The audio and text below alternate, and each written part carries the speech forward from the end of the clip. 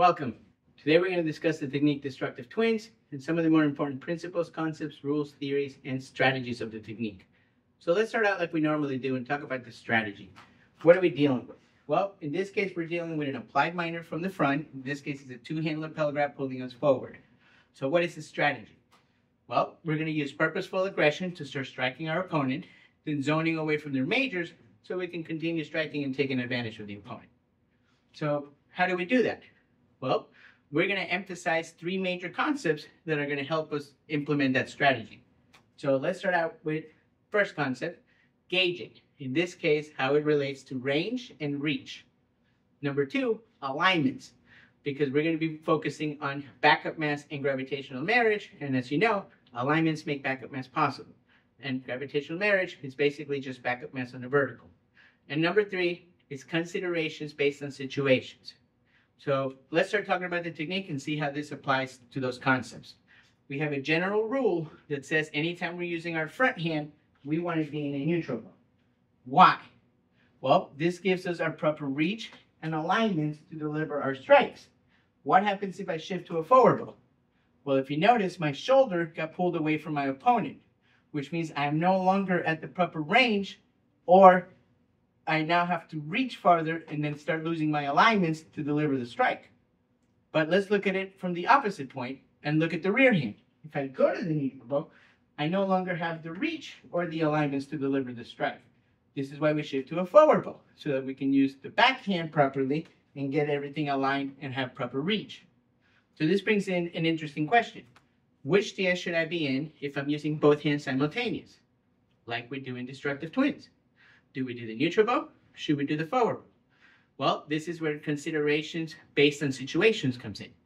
I might choose to do a neutral bow. You might choose to do a forward bow. It all depends on what you're striking and the effect that you're trying to accomplish. So let's talk about how that relates to destructive twins. What are we doing? We're taking our rear hand or our minor hand and striking to the high zone. We're taking our major hand and striking to the low zone or our front hand. So what are you trying to emphasize more? Do I want to really hit him hard on the bladder, or do I really want to hit him hard in the face? Well, again, this is based on each individual to determine, and based on your situation, you might have to consider one over the other. Is your hand injured? I may not want to be able to hit because it's injured. There's a lot of possibilities we can talk about. Obviously, we're not going to mention all of them, but let's just talk about some of them. Assuming that I want to hit him really hard in the groin, and I only want to use the top, like I said, check, because I don't want to hurt my knuckles with their face, so I might want to do this with the hand open. Assuming that I do want to emphasize punching him in the face, and I don't really care about the bladder because it's a soft target and I don't need that much power to hurt him, well then, I might focus more on hitting with the left and shifting to my forward bow. But the crucial part that you need to understand is the timing. Remember that we're using purposeful aggression. So as they're pulling, we want to take advantage of that opposing forces or borrowed force and move forward and deliver that strike using backup mass. So what I don't want to do is let them pull me, stop my forward momentum, and then start delivering my strikes. So it's crucial to get the right timing, regardless of which one you're doing, to get the proper backup mass delivered. So now let's move on to the next part of the technique, which would be gravitational marriage. There are two things that can happen once we strike the opponent. One is they start to let go and covering up zones that they got hit, or two, they tense up because they got hit, and now their grab becomes even stronger. The ideal face deals with the second one, which is the hardest of the two to deal with. Their arms are now stronger and they got that grab. So how do we get out of this grab? Well, this is where, again, the range and the alignments come in, and considerations. My minor hand, or my rear hand, is dealing with their major hand. Typically, that means they're going to be winning. Their strong hand against our weak hand. But we have our strong hand dealing against their weak hand, which means typically we're going to win. So what do we want to do? We want to emphasize a lot of our power to the minor hand so we can start clearing the major hand. Because remember, the strategy, we want to zone away from their majors. So I want to start getting this off of me. So how do we do that? Well, I can drop my weight where I am and deliver the strike. I can adjust my foot to deliver the strike. So this brings in the concept of foot maneuvers are done as needed. And again, just like at the beginning, which stance do I want to be in? Do I want to drop into the neutral bow? Do I want to drop into a forward bow? This is all determined based on your situation and your considerations. So for the ideal phase, we're going to stick to the neutral. The interesting thing to keep in mind here is two things. One, I want to do these sequential. 1, 2, 3. I don't want to try to do them simultaneous because I'm going to start getting in my own way. The second thing is I want to use path of travel, again, for the alignments for gravitational marriage, not a line of travel. I'm not trying to snake under their arms to clear their arms. I'm not going to win. It's one of my weapons against two other weapons, and I'm getting in my own way.